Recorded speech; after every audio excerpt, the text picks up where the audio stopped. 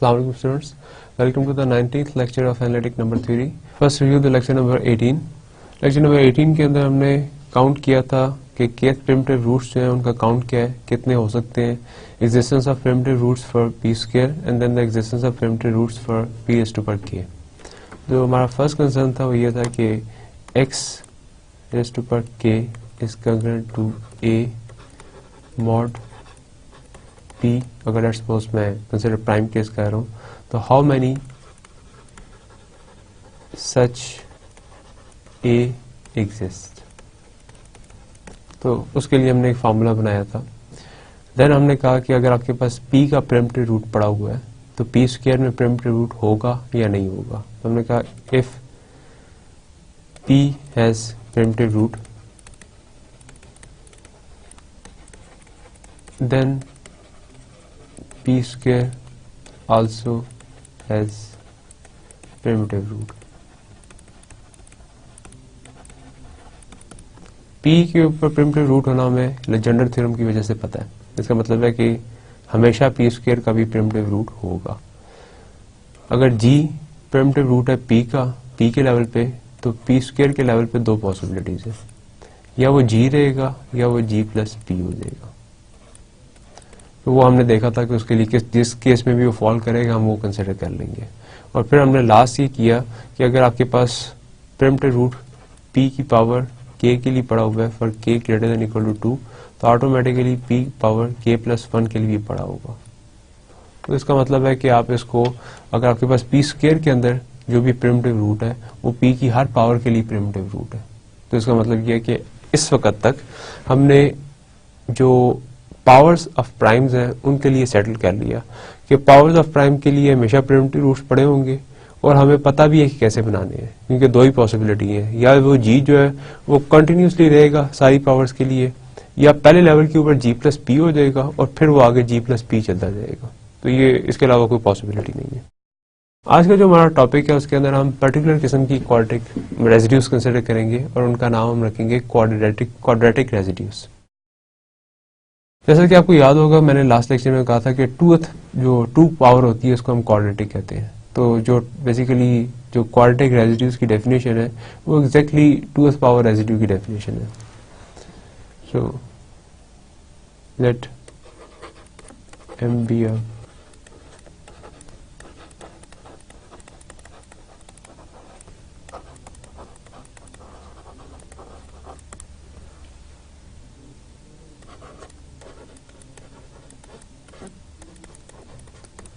ए जो है वो रिलेटिवली प्राइम है m के साथ. Then A is called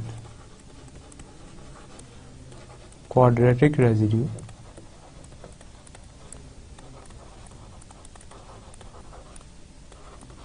off m if x square is congruent to a mod m is solvable. Yeah, or it has a solution. अगर x के congruent to a mod m आप रखते हैं और उसका सोल्यूशन मिल जाता है तो मैं कहूँगा जो हमारी प्रीवियस डेफिनेशन थी उसके हिसाब से कि a is the 2th residue, तो अब मैं कहूँगा कि a is a quadratic residue. तो जो पावर 2 है k की पावर 2 उसका मैं स्पेशल नाम रख रहा हूँ क्वाड्रेटिक रेजिड्यू. अदरवाइज का मतलब ये है कि आपने ये कांग्रेस लिखी और इस कांग्रेस का सोल्यूशन ना मिला. तो otherwise A is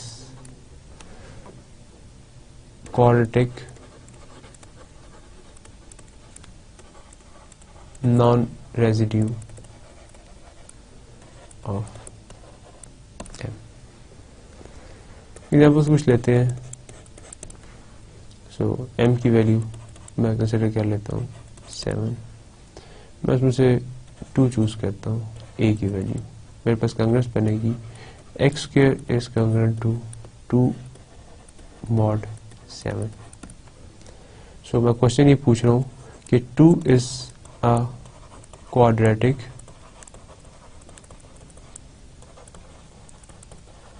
residue of 7 और नॉट.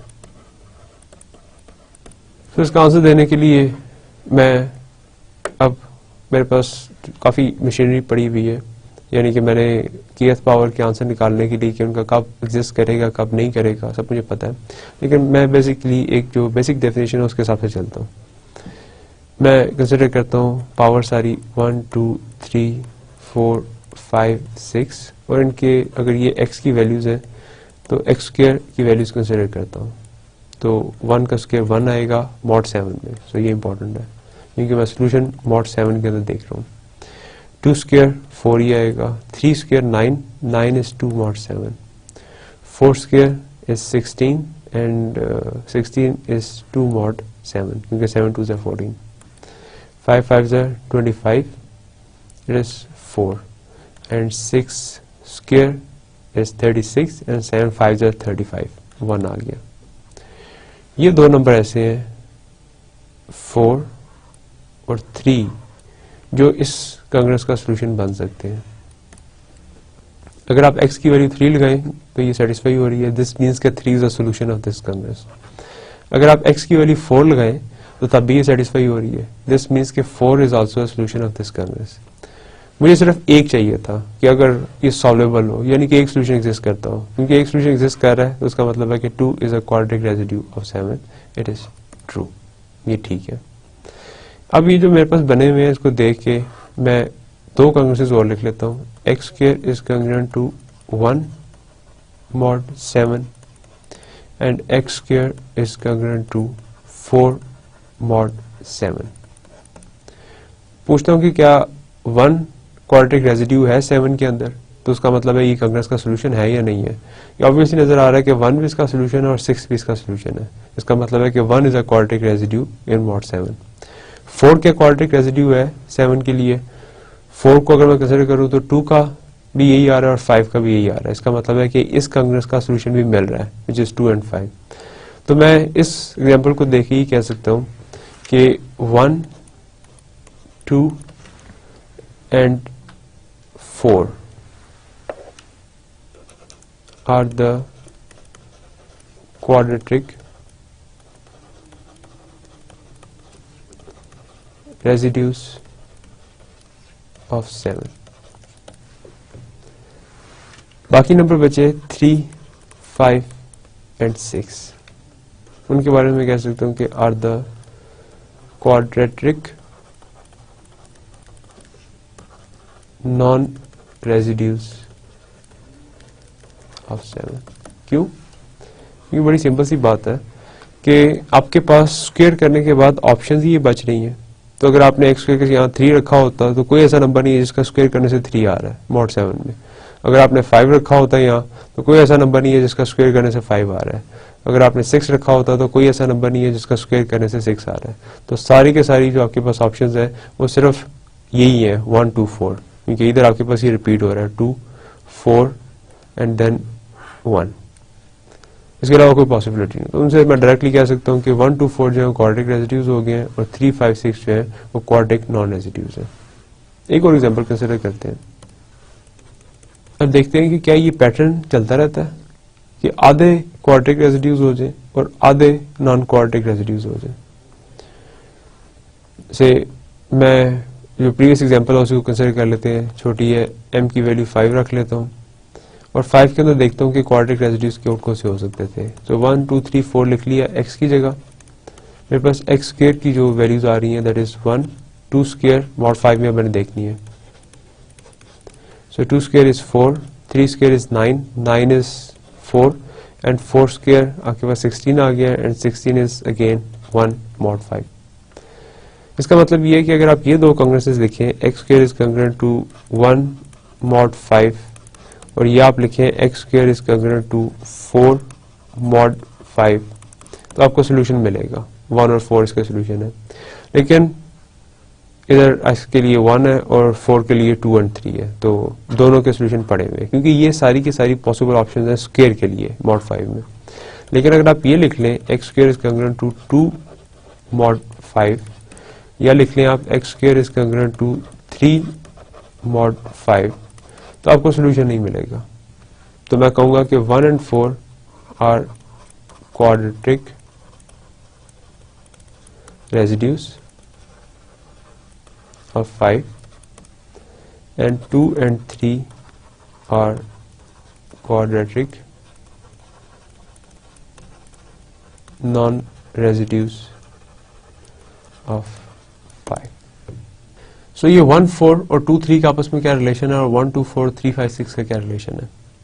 सो अगर मैं देखूं कि ये 2 को देखूं कि ये नेगेटिव नंबर में किसके कंग्रेंट है, तो 2 is congruent to what mod 5 and 3 is congruent to what mod 5 के 5 से छोटे नंबर हो और नेगेटिव नंबर हो. इसी तरीके से 1 को देखूं, 1 किसके कंग्रेंट है, मॉड 5 में, तो 1 ऑब्वियसली नजर आ रहा है -4 की है. 4 को देखूं तो इट इज -1 मॉड 5. इसी तरीके से 2 -3 की है और 3 -2 की है. तो 2 कंग्रेंट है -3 के, इसका मतलब है कि 3 भी क्वाड्रेटिक रेजिड्यू है और -3 भी क्वाड्रेटिक नॉन रेजिड्यू है. 1 और 4 क्योंकि क्वाड्रेटिक रेजिड्यू है तो 1 भी क्वाड्रेटिक रेजिड्यू है और -1 भी क्वाड्रेटिक रेजिड्यू है क्योंकि 4 के बराबर है और 4 क्वाड्रेटिक रेजिड्यू है. तो इसका मतलब है कि जो आपके पास नंबर्स हैं वो इस तरह पेयर्स के अंदर है कि वो हर एक दूसरे के बराबर आ रहे हैं. अब 7 के अंदर 1 जो है वो किसके क्वाड्रेटिक कंग्रेंट होगा नेगेटिव नंबर में, -6 के. तो -6 और 1 जो है वो आपस में क्योंकि कंग्रेंट है तो इसका मतलब है कि अगर 1 क्वाड्रेटिक रेजिड्यू है तो 6 भी होना चाहिए. नेक्स्ट अब ये शो करना चाह रहे हैं कि ये जो हमने 2 पैटर्न्स देखे हैं ये क्या जनरलाइज भी किए जा सकते हैं कि आधे जो है आपके पास क्वाड्रेटिक रेजिड्यूज होंगे किसी भी मॉड के अंदर और आधे जो है वो क्वाड्रेटिक नॉन रेजिड्यूज होंगे. तो हम अपनी रिस्ट्रिक्शन लगा रहे हैं कि P एक ऑड प्राइम है, then there are exactly P-1/2 quadratic residues and exactly P-1/2 quadratic non-residues. इसको देखने के लिए 2 तरीके हो सकते हैं. या तो हम नाइवली देखें जिस तरीके से हम देख रहे थे पहले कि सारे नंबर लिख लिए और फिर उनकी कंग्रेसेस कंसिडर करना शुरू कर दिए तो आधे आपके पास जो है वो क्वाड्रेटिक रेजिड्यूज होंगे और आधे नॉन क्वाड्रेटिक रेजिड्यूज होंगे. उसके अलावा हम इस तरीके से देख सकते हैं कि जो हमने लास्ट रिजल्ट प्रूफ किया है जो कि क्वांटिटी बताता है कि kth पावर रेजिड्यूज कितने होंगे.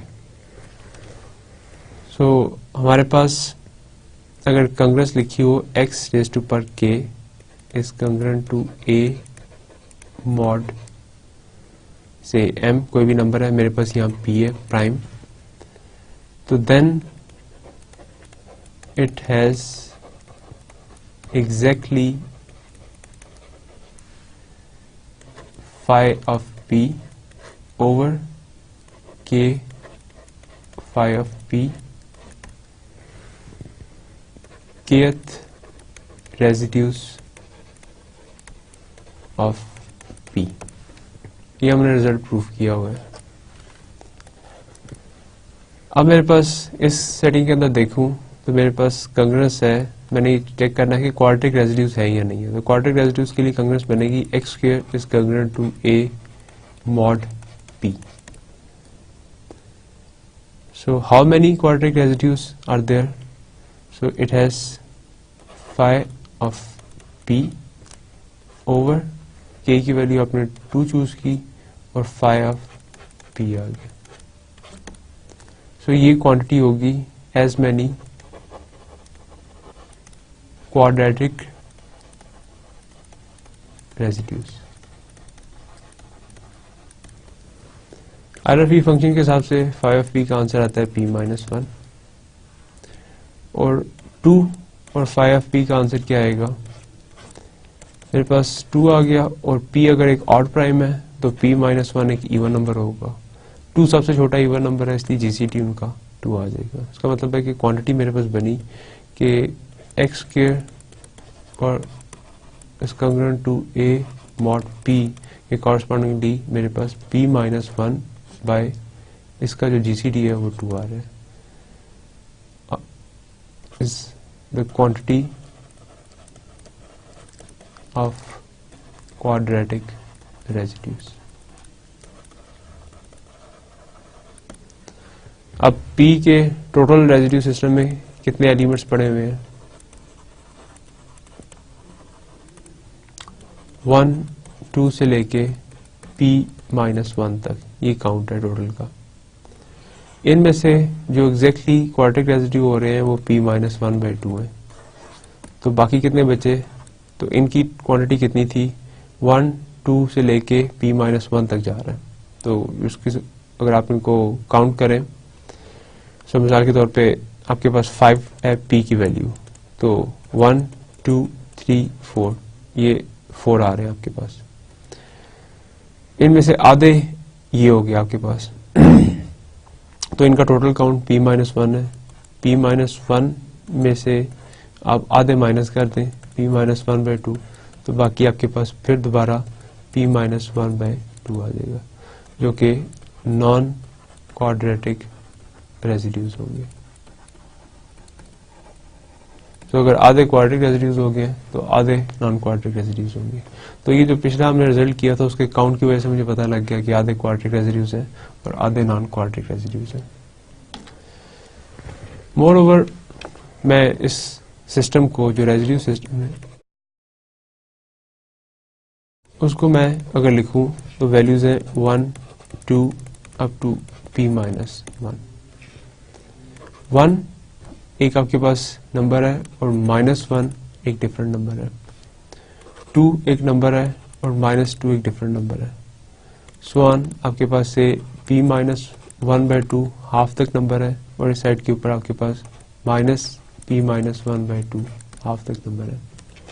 ये सारे के सारे आपस में डिफरेंट होंगे, कंग्रेंट नहीं होंगे, because 1 is not congruent to -1 mod p if p is odd prime।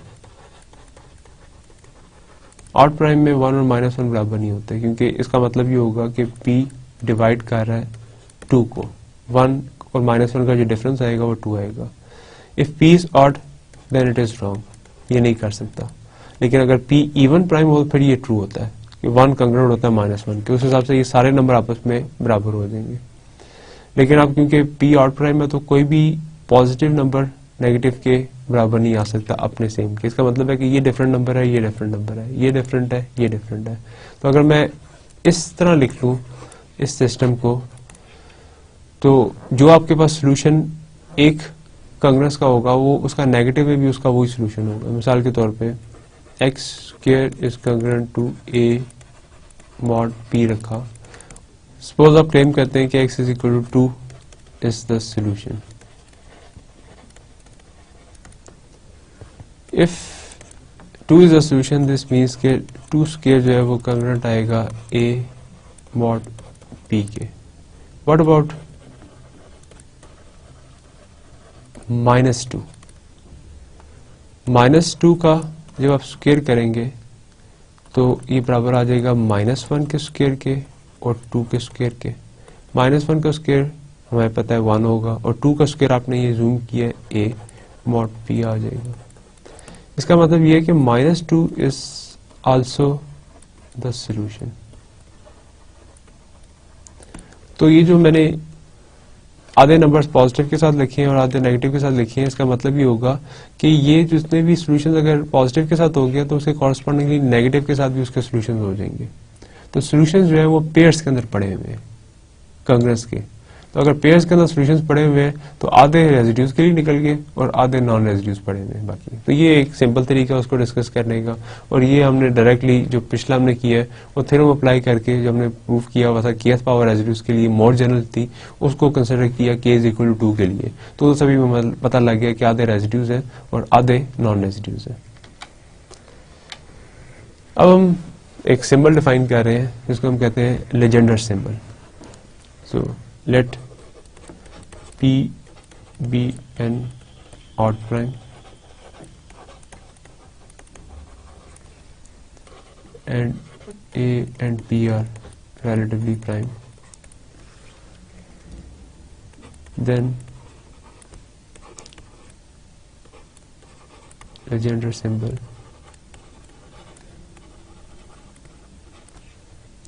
denoted by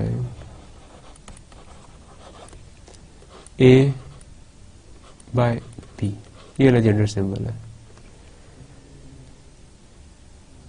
इस 1 if A is the quadratic residue of P and A by P is -1 if A is quadratic non-residue of P. So Legender symbol basically हमने क्या किया है, एक symbol define किया simply A by P. A relatively prime number है P से, P जो है वो एक ऑड प्राइम है. इसकी दो ऑप्शन हो सकती हैं, या ये आंसर 1 देगा या ये आंसर -1 देगा. सो इसकी डेफिनेशन है कि हम इसको दो वैल्यू सिर्फ असाइन कर रहे हैं, या 1 और या -1. तो अगर ये 1 वैल्यू देगा तो इन दैट केस मैं कहूंगा कि A जो है वो क्वाड्रेटिक रेजिड्यू होगा P का. यानी कि 1 वैल्यू तब देगा when x square is congruent to A mod P has a solution, और -1 कब देगा when x square is congruent to A mod P has no solution. तो सिंपली ये लेजेंडर सिंबल है, एक सिंबल है जो कि सिर्फ और सिर्फ दो पॉसिबल वैल्यूज दे सकता है. एग्जांपल्स कुछ कंसिडर करते हैं. 2, 5 का लेजेंडर सिंबल क्या आएगा, से 4 और 5 का लेजेंडर सिंबल क्या आएगा. तो अभी हमने देखा है कि 2 जो है वो क्वाड्रेटिक नॉन रेजिड्यू है, आंसर -1 देगा. 4 जो है वो क्वाड्रेटिक रेजिड्यू है, आंसर 1 देगा. इसी तरीके से 1 का 7 के साथ क्या आएगा, क्योंकि 1 जो है वो क्वाड्रेटिक रेजिड्यू था, आंसर 1 देगा. जो क्वाड्रेटिक रेजिड्यू नहीं थे, 6 क्वाड्रेटिक रेजिड्यू नहीं था, तो 6 पर 7 का आंसर -1 आएगा. तो इस तरीके से सिर्फ और सिर्फ हम डेफिनेशन देखेंगे कि ऊपर वाला नंबर जो है, जो नीचे आपने प्राइम रखा हुआ है, उसका क्वाड्रेटिक रेजिड्यू है या नहीं है. अगर है तो उसका आंसर 1 होगा लेजेंडर सिंबल का, अगर नहीं है तो -1 होगा. अब हम जो लेजेंडर सिंबल है उसका रिलेशन बनाना चाहते हैं आयलर क्राइटेरिया के साथ. पहले एक दफा मैं जरा आयलर क्राइटेरिया आपको डिफाइन कर देता हूं कि आयलर क्राइटेरिया क्या था. Euler criteria is that P be an odd prime and P doesn't divides A, then x square is congruent to A mod P is solvable or not solvable as A plus A raised to power P minus 1 by 2 is congruent to 1 mod P or minus 1 mod P. तो मैं अगर सिर्फ ये theorem हम prove कर चुके हैं, मैं सिर्फ और सिर्फ इसको रिविजिट करना चाहता हूँ. तो हमने कहा कि if x square is congruent to A mod P has a solution, यानी कि मतलब solvable, then A raised to power P minus 1 by 2 should be congruent to 1 mod P. So this is P. And if x square is congruent to A mod P has no solution, then A raised to power P minus 1 by 2 should be congruent to minus 1 mod P. आज जो हमने quadratic residues की definition बताई है, अगर मैं उसके साथ से इसको कंपेयर करूं तो A is quadratic residue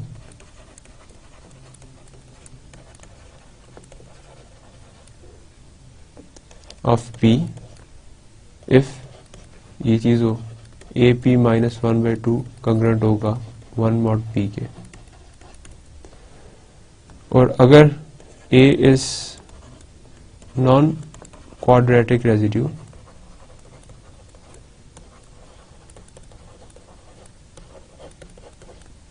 if A raised to power P minus 1 by 2 is congruent to minus 1 mod P. तो ये हमारे पास quadratic residue की लैंग्वेज के अंदर आयलर क्राइटेरिया आ गया. आयलर क्राइटेरिया ये था कि A की power P minus 1 by 2 raise करें, अगर तो 1 के आ रही है तो क्वाड्रेटिक रेजिड्यू होगा, और अगर -1 के आ रही है तो क्वाड्रेटिक नॉन रेजिड्यू होगा.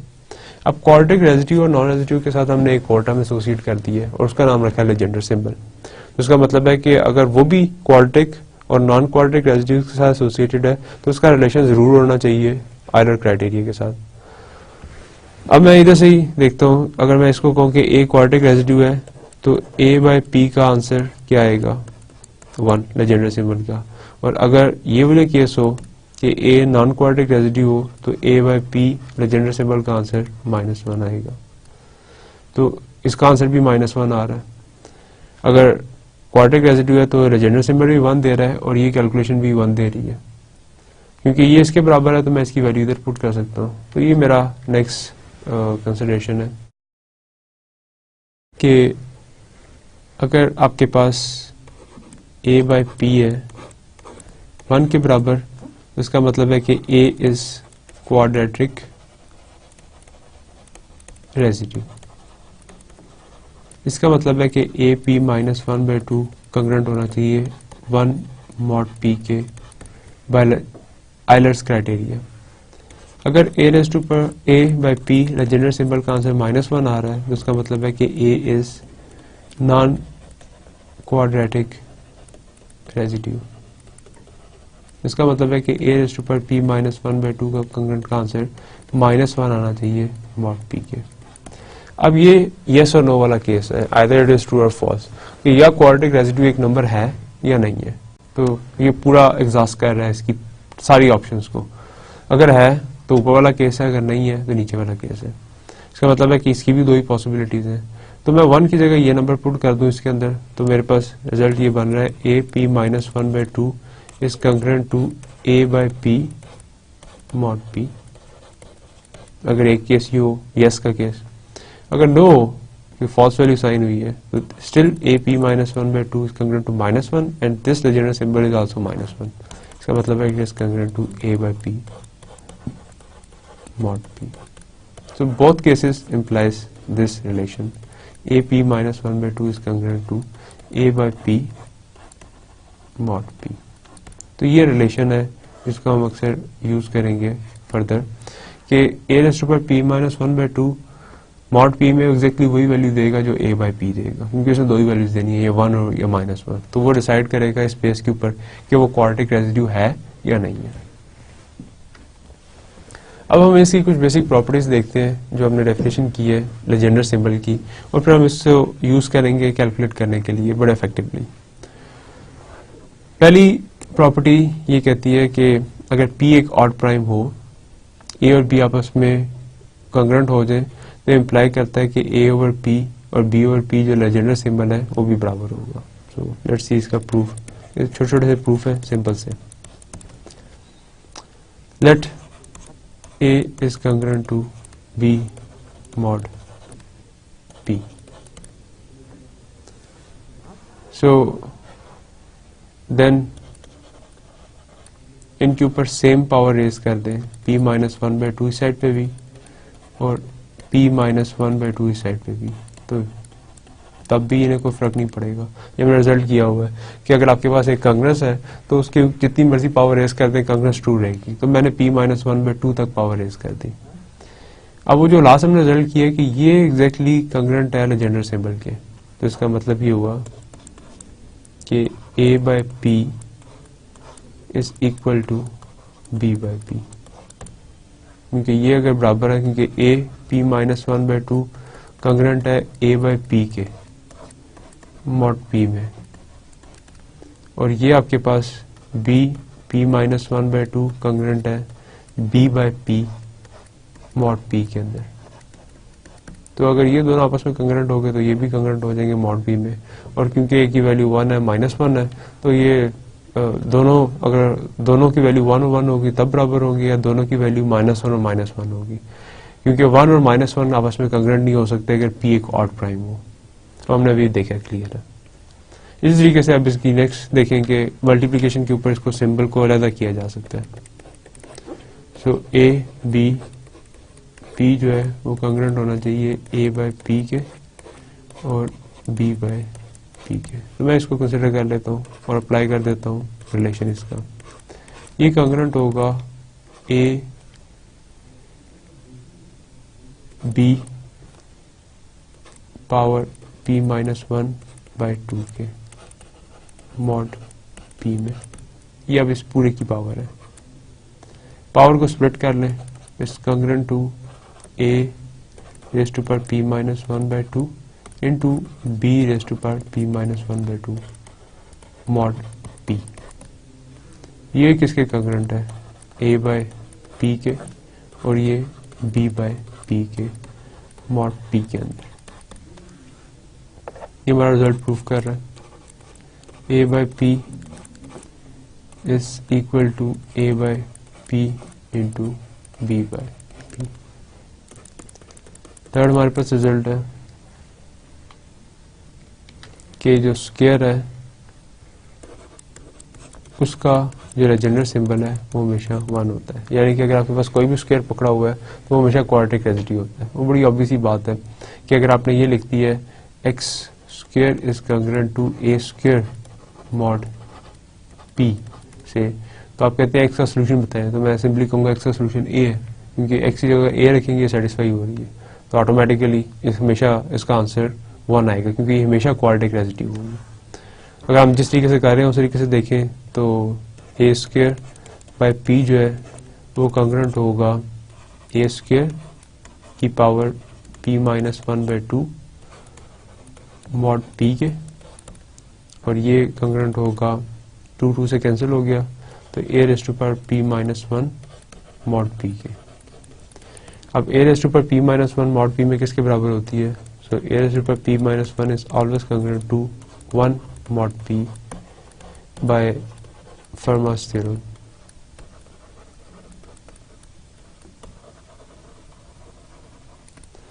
ये अगर 1 के कंग्रेंट है तो this implies that a square p is congruent to 1 mod p।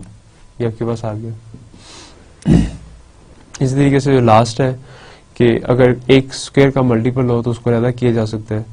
इसको देखते हैं।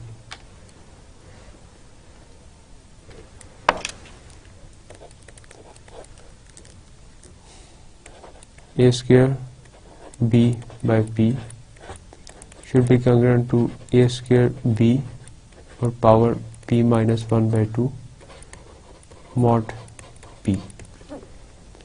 इसको अलग-अलग पावर को कर लें तो it is congruent to a square p minus 1/2 into b raised to power p minus 1/2 mod p। ये 2 से कैंसिल हो गया, तो it is congruent to a raised to power p minus 1 and b raise to power p minus 1/2 mod p।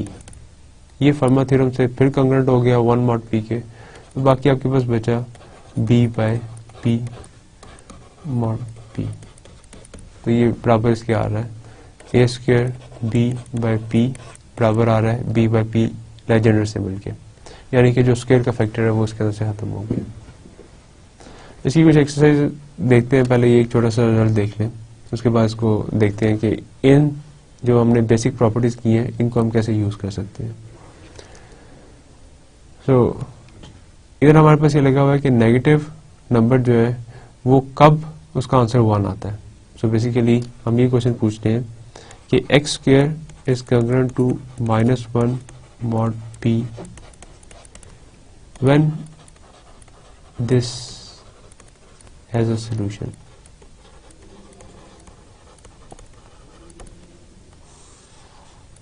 यानी कि p की value क्या होगी जिसका सोल्यूशन एग्जिस्ट करे।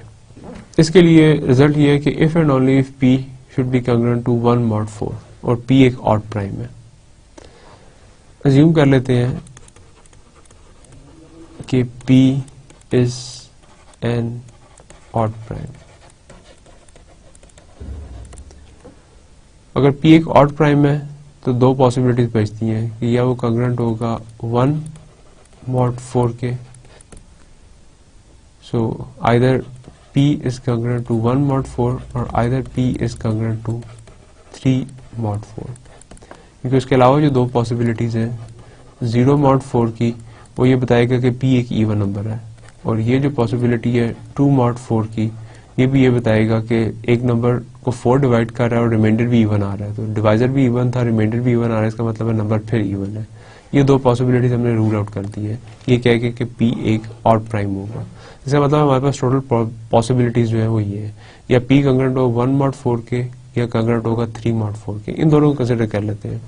अगर पहली हो ये p कंग्रेंट हो 1 mod 4 के, इसका मतलब ये है कि 4 जो है वो डिवाइड करेगा p माइनस 1 को, that is there exist some k such that p minus 1 is equal to 4 into k। और अगर 4 डिवाइड करता है p माइनस 3 को, इसका मतलब है कि there exist an integer such that p minus 3 is equal to 4k। तो या p होगा 4k प्लस 1 टाइप का या p होगा 4k प्लस 3 टाइप का। अब हमारे पास ये क्राइटेरिया कि माइनस 1 बाई पी जो है ये इक्वल 1 के कब आता है। सो मेरे पास जनरल है a by p is congruent to a raise to power p minus 1 by 2 mod p। इस हिसाब से अगर मैं देखूं तो ये मेरे पास आएगा minus 1 by p is congruent to minus 1 raise to power p minus 1 by 2 mod p। ये इसके बराबर आ रहा है और मुझे इसका आंसर 1 चाहिए। इसका मतलब है कि मुझे इसका आंसर 1 चाहिए। अब minus 1 raise to power p minus 1 by 2 congruent 1 कब देगी मॉड p के अंदर। मेरे पास टोटल 2 ऑप्शन है, या p होगा 4k प्लस 1 टाइप का या p होगा 4k प्लस 3 टाइप का। मैं पहली ऑप्शन पुट करता हूँ, p की जगह पुट करता हूँ माइनस 1 4k प्लस 1, p की वैल्यू आ गई माइनस 1 ओवर 2। ये आपके पास आ गया माइनस 1 1 से कैंसिल हुआ, बाकी 4k बचा, it is 2k। 2k means 2 इंटू something, it is always even number. तो अगर एक नेगेटिव नंबर की इवन नंबर पावर की जाए तो हमेशा आ जाएगा 1 के बराबर। So it is congruent to 1 mod p। अगर आप ये p की वैल्यू चूज करें और अगर दूसरी भी करके देख लेते हैं, क्योंकि 2 ही ऑप्शन है, क्योंकि हम इफ एंड ओनली बना रहे हैं। अगर ये वैल्यू पुट करूं तो minus 1 4k plus 3 minus 1 over 2। तो ये आपके पास नंबर है, इसको कैलकुलेट करते हैं। It is minus 1 4k plus 3 minus 1 over 2। So it is minus 1 4k plus 2 over 2। So it is minus 1 2k plus 1। तो k की आप कोई भी वैल्यू लगाएं तो इतना हिस्सा इवन होगा और इवन में जब भी 1 ऐड करें ऑड हो जाएगा। इसका मतलब है कि नेगेटिव की पावर एक ऑड नंबर है। It is always congruent to minus 1 mod p। तो इसका मतलब है कि जो मुझे चाहिए माइनस 1 कंग्रेंट 1 चाहिए, वो सिर्फ उस वक्त पॉसिबल है if and only if p इस टाइप का हो 4k प्लस 1। तो इसी को मैं इस तरह लिखता हूँ कि माइनस 1 p माइनस 1 बाई 2 इज basically congruent to minus 1 by p and minus 1 by p is congruent to 1 mod p if and only if p is 4k plus 1 or p is congruent to 1 mod 4। अगर होगा तो इसका solution होगा, otherwise negative number का solution नहीं होगा। और ये नेगेटिव नंबर हम देखते हैं, अभी कुछ एग्जांपल्स करते हैं कि नेगेटिव नंबर रिप्रेजेंट क्या करता है बेसिकली मॉडुलर सिस्टम के अंदर। तो कुछ एग्जांपल्स देखते हैं। पहले अपने जो रिजल्ट्स हमने पहले प्रूफ किए उनकी और फिर फर्दर। मिसाल के तौर पे आपके पास 4 5 के साथ गिवन है और क्वेश्चन इसका पूछना है आपने कि 4 इज अ क्वाड्रेटिक रेसिड्यू और नॉट। तो अगर आप वो सारी की सारी डेफिनेशन अप्लाई करें तो x square is congruent to 4 mod 5 और फिर देखें कि 5 के अंदर कौन से ऐसे नंबर्स हैं जिनका स्क्वायर करने से ये नंबर आता है तो हो जाएगा। मैं इसको डायरेक्टली इस तरह कह सकता हूँ कि basically it is 2 square and 5 because it is a square of something. तो मैं ये प्रूव कर सकता हूँ कि a square p should be equal to 1। So this means it is equal to 1। अब बाकी जो कांग्रेसेस है मैं उनको डाइल्यूट भी कर सकता हूँ। मिसाल के तौर पे मेरे पास है कि मैंने आंसर देना है कि 6 जो है वो कांग्रेंट है या नहीं है 7 के अंदर। 6 को मैं ऐसा लिख सकता हूँ 2 इंटू 3 और 7 और 2 इंटू 3 को मैं ये रिजल्ट यूज करता हूँ a b by p is a by p and b by p. So it is 2 7 का लेजेंडर सिंबल एंड 3 और 7 का लेजेंडर सिंबल, इसके बराबर आ जाएगा। अब 2 और 7 का लेजेंडर सिंबल मैं कैलकुलेट कर सकता हूँ। हमने लास्ट इसी में किया हुआ है कि 2, 3 इसके क्वाड्रेटिक रेसिड्यूज हैं या नहीं है, तो हम उसके ऊपर प्रीवियस चलते हैं, जरा देखते हैं।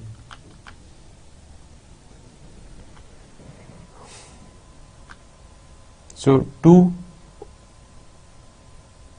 इसका क्वाड्रेटिक रेसिड्यू है, सो 2 is the quadratic residue of 7 and 3 is not the quadratic residue of 7। तो मैं इनको अब यूज करके 6 को निकालने की कोशिश करते हैं। If 2 is a quadratic residue of 7 तो उसका आंसर 1 आएगा, और 3 अगर क्वाड्रेटिक रेसिड्यू नहीं है तो उसका आंसर -1 आएगा। 1 और -1 की मल्टीप्लिकेशन क्या आती है? -1।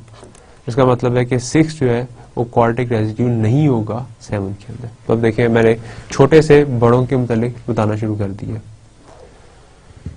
देन हमारे पास एक इसकी जो फॉर्म थी जो हमने ये की है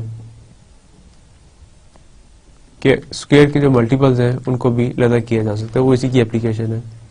मिसाल के तौर पे मैं कैलकुलेट करना चाहता हूँ 12 19 के अंदर क्या आएगा, तो मैं 12 की देखूंगा कि 12 की फैक्टराइजेशन क्या है। 12 की फैक्टराइजेशन है 2 स्क्वायर इंटू 3 बाय 19। सो अब ये रिजल्ट मैं डायरेक्टली यूज करूं तो ये 3 बाय 19 का लेजेंडर सिंबल आ जाएगा, क्योंकि मैंने रिजल्ट ये यूज किया है a स्क्वायर b, p के साथ जो है वो आपको आंसर देगा सिंपली b और p, इसका लेजेंडर सिंबल। तो डायरेक्टली ये आ जाएगा। अब मैंने ये डिसाइड कर लूंगा, चेक करूंगा कि 3 जो है वो 19 के अंदर है या नहीं। तो दिस मीन्स कि एक खास लेवल तक चेक करने से बाकी सारे आपके पास ऑटोमेटिकली आते जाएंगे कि उनके आंसर पॉसिबल है या नहीं है। जो हमने लास्ट रिजल्ट किया है उसको देखिए मैं कैसे अप्लाई करता हूँ कि -1 p is 1 if and only if p is congruent to 1 mod 4। से मैं -1 over 13 के लिए क्वेश्चन पूछता हूँ। -1 by 13 का मतलब है कि x square is congruent to -1 mod 13 का सोल्यूशन एग्जिस्ट करता है या नहीं करता, यानी कि x की mod 13 के अंदर से कोई ऐसी वैल्यू है जो आप सब्स्टिट्यूट करें तो ये कांग्रेस ट्रू हो जाए। अब -1 by 3 का आंसर वो कहता है इफ एंड ओनली तब आएगा जब p congruent to 1 mod 4 होगा। मैं 13 को कंसिडर करता हूँ, ये p है मेरे पास। 13 is congruent to what mod 4? 4 3 are 12, it is 1. If it is 1, this means it is 1. This means कि this has a solution. तो बगैर सोल्यूशन निकाले मुझे पता है कि इसका सोल्यूशन एग्जिस्ट करेगा। अब ये माइनस को आपको देखना चाहिए कि माइनस जो है ये किसको रिप्रेजेंट करती है किसी भी रेसिड्यू सिस्टम के अंदर। देखिए -1 is congruent to what mod p। ये मुझे पता है कि p is congruent to 0 mod p, क्योंकि p को डिवाइड करता है तो इसलिए p should be congruent to 0 mod p। So इस कंग्रेस के दोनों साइडों पे -1 को ऐड कर देते हैं। p -1 is congruent to 0 -1 mod p। इसका मतलब है कि p -1 is congruent to -1 mod p। तो इससे मुझे पता लगा कि -1 किसको रिप्रेजेंट करता है, p -1 को। यानी कि मैं -1 by 13 अगर चेक कर रहा था तो बेसिकली मैं 12 by 13 चेक कर रहा था कि वो क्या है, और 12 by 13 का आंसर मुझे मिला कि ये 1 है। यानी कि x square is congruent to 12 mod 13 has a solution। Next भी हमारा एक कंप्यूटेशन नोट है कि अगर p एक ऑड प्राइम हो, 2 क्वाड्रेटिक रेसिड्यू होगा। मैं पर्टिकुलरली 2 के लिए बात कर रहे हैं कि 2 क्वाड्रेटिक रेसिड्यू होगा अगर वो इस टाइप का हो, +-1 mod 8 का होगा, और 2 क्वाड्रेटिक रेसिड्यू नहीं होगा अगर वो +-3 mod 8 का होगा। तो लेट्स सी इसका रिजल्ट का प्रूफ देखें कैसे करेंगे। Assume p is an odd prime, हमारे पास गिवन है। अब मैं ये प्रोडक्ट कंसिडर करता हूँ 1 2 से लेके p -1 by 2 तक। ये प्रोडक्ट 1 से लेके जा रही है p -1 का हाफ की हद तक। सो से p की वैल्यू से है 13, तो 13 -1 12 आ गया, और 12 by 2 6 आ गया, तो 1 से लेके 6 तक नंबर लगे हुए हैं। जितने नंबर ये लगे हुए हैं इनके साथ मैं 2 की पावर मल्टीप्लाई करता हूँ हर एक नंबर के साथ। तो टोटल कितने नंबर हैं, p-1/2, तो मैं p-1/2 2 की पावर्स मल्टीप्लाई कर देता हूँ। 2 अब हर एक के साथ मल्टीप्लाई होगा, तो हर एक को मल्टीप्लाई करके वो किसके बराबर कर देगा, 2 4 6, और लास्ट आपके पास आ जाएगा p-1/2 इंटू 2 से कैंसिल हो जाएगा, खाली p-1 बचेगा। इसको मैं कंसिडर कर लेता हूँ मॉड p के अंदर, क्योंकि सारे नंबर p से कम है तो इसलिए कोई प्रॉब्लम नहीं है। इस साइड के ऊपर मेरे पास 1 से लेके p-1/2 तक जा रहा है, तो इसका मतलब है कि अगर ये फैक्टोरियल एग्जैक्टली डेफिनेशन लिखी हुई है, हमें पता है कि n फैक्टोरियल मींस 1 2 से लेके n तक, तो अगर n की जगह आप p-1/2 रख दें तो ये एग्जैक्टली उसकी मल्टीप्लिकेशन है।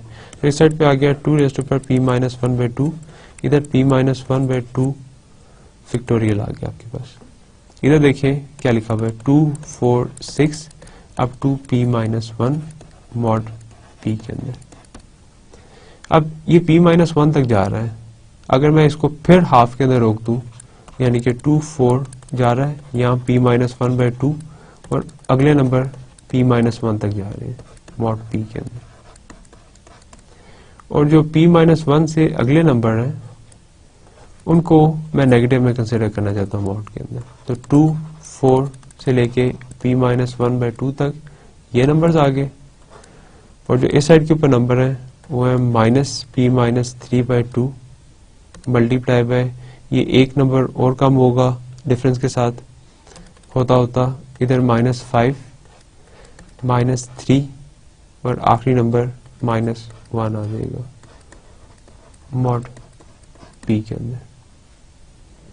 अगर आप इन नंबर्स को देखें तो 1 2 3 4 5 एंड सो ऑन, ये सारे के सारे लगे हुए हैं, और नेगेटिव की पावर्स जितनी आ जाएंगी जितने ये नंबर्स हैं। तो इस साइड के ऊपर आपके पास आ गया 2p-1/2 इंटू p-1/2 फैक्टोरियल, और इस साइड पे आ गया फिर दोबारा p-1/2 फैक्टोरियल, और साथ नेगेटिव की पावर ये जितने आपके पास नंबर हैं, ये आपके पास आ रहा है p-1/4 मॉड p के अंदर। सो 1 से लेके p-3 तक सबके साथ आपके पास नेगेटिव नंबर्स लगे हुए हैं। तो आपने -1 के टोटल काउंट करने थे कितने हैं, तो हमने टोटल काउंट कर लिए, क्योंकि डिफरेंस के साथ है तो उनके अंदर से आप 2 कम करेंगे और फिर से 4 पे डिवाइड करेंगे, तो ये आपके पास आ गया। ये दोनों क्वांटिटी सेम है दोनों साइडों के ऊपर, इनको कैंसिल किया जा सकता है। फाइनली मेरे पास रिजल्ट ये आया कि 2p-1/2 is congruent to -1p-1/4 mod p prime आ गया। अब ये जो रिजल्ट लिखा हुआ है 2p-1/2, ये किसके बराबर होगा, if a is 2 then a p-1/2 is congruent to a/p का लेजेंडर सिंबल मॉड p के अंदर।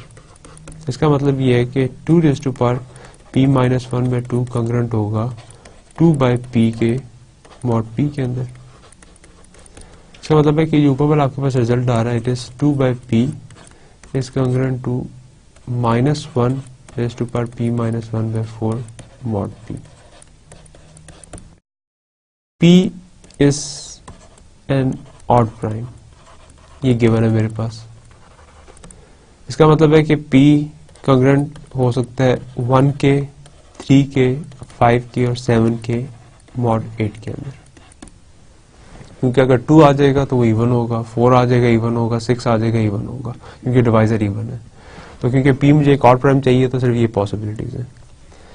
अब इन सब का बारी बारी मतलब ये है कि p किस किस टाइप के है, 1+8 के टाइप के, 3+8 के टाइप के, 5+8 के टाइप के और 7+8 के टाइप के। अब ये इसके बराबर आ गया। अब देखेंगे 2/p का आंसर 1 और -1 कब आता है, तो इन सारी पॉसिबिलिटीज में से देखते हैं कि इधर क्या लगेगी।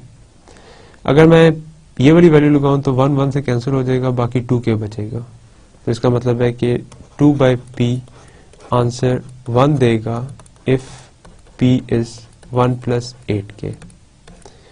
अगर मैं यहाँ 3 + 8k लगाऊं तो 3 - 1 2 देगा और 2 के साथ ये आंसर नेगेटिव में देगा।